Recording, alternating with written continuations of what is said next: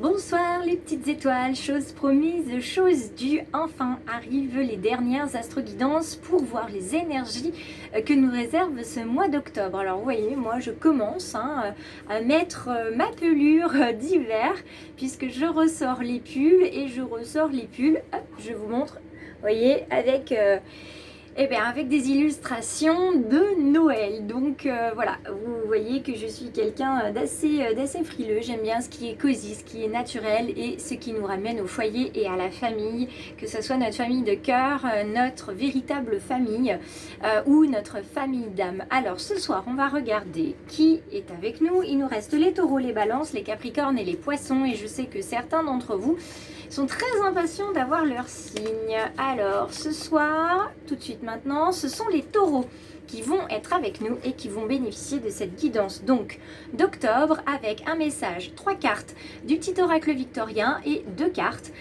qui vont encadrer ce tirage et qui vont venir du petit oracle de Steph. On se retrouve tout de suite directement sur mon tapis de guidance. Alors, en direct du tapis de guidance pour nos belles âmes, nos petites étoiles nées sous le signe du taureau, nous avons donc la carte qui nous transmet en ce moment tout en haut, c'est la carte qui nous transmet le présent, ce qu'il est important de savoir actuellement.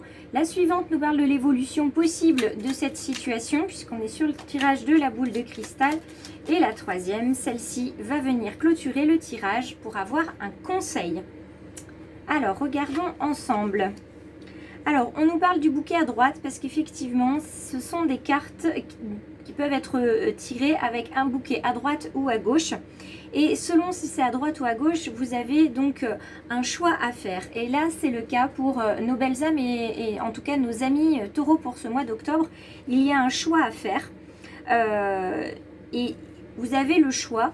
Et pour beaucoup, vous allez partir dans ce sens-là, sur l'énergie de la joie, sur l'énergie où vous êtes en accord avec vous-même, où vous avez enfin comme eu une révélation, une prise de conscience, vous savez où vous allez, vous savez d'où vous venez, tout vous paraît tellement clair et limpide que vous en êtes même surpris de ne pas avoir compris ça plus tôt. Mais vous aviez besoin de mûrir, vous aviez besoin aussi de passer par certaines épreuves de vie pour pouvoir comprendre tout ça. Donc, pas de panique, si toutefois vous n'êtes pas en résonance avec cette guidance aujourd'hui, puisque le mois d'octobre n'est pas terminé et nous approchons de la pleine lune, puisqu'elle sera demain soir.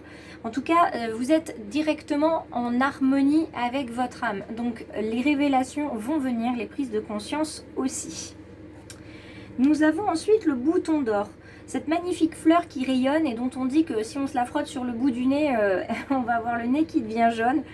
On est encore dans l'esprit de la joie puisque le jaune, c'est l'expression des émotions, c'est le plexus solaire, ce chakra qui se trouve au niveau justement du plexus solaire et qui, quelquefois, vous êtes un petit peu chamboulé, barbouillé, vous sentez que vous avez mal à l'estomac, au creux de l'estomac, c'est parce qu'il y a quelque chose qui n'est pas encore bien digéré.